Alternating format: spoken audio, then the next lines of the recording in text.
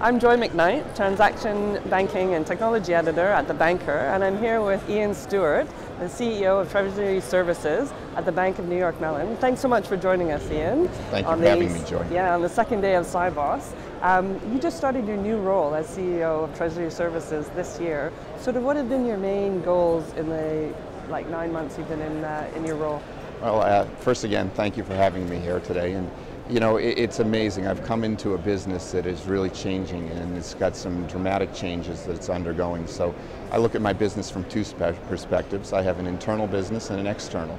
So we have a very sophisticated array of clients and a very sophisticated array of products. We're making sure that we can deliver them the best we can to our external clients. Also internally, we are a very big part of our corporation to support us from an internal perspective. So what have I worked on? I've worked on making sure I have the right folks in my staff, the right management team, the right structure, make sure I have the right services, the right product mix, and most importantly, making sure we maintain our risk management discipline. Excellent. And what do you think are the biggest challenges in Treasury Services, which covers everything from cash management through to trade finance? I think what's happening right now is unique in that people are looking for new sets of information in very quick periods of time.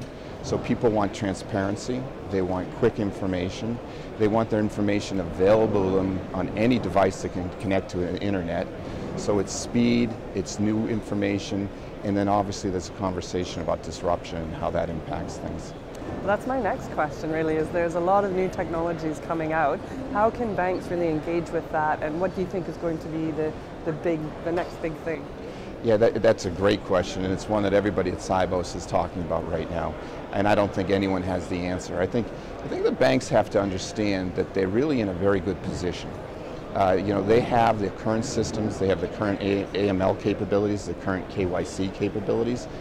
Now there's a new group of people, the fintechs, that are looking at the space. So the question is, how do you work together? In some cases you'll partner, some cases you'll use them as a service provider, but the banks also are working together to try to figure out what the best solution for them is. And I think the key is being true to what your business model is. And my last question, which I think you touched on a little bit, which is about the big topics at Sibos.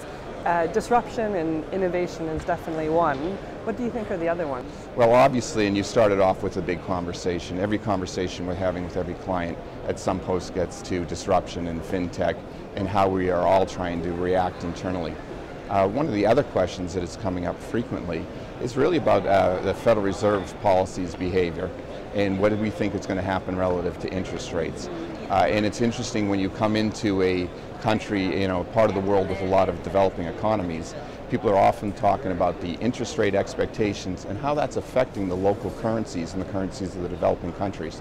So the question is always being asked, do you think the Fed will increase rates and when? Well, thank you very much for your time today. I hope you have a really good conference. Well, thank you for your time. We appreciate the opportunity to speak to you.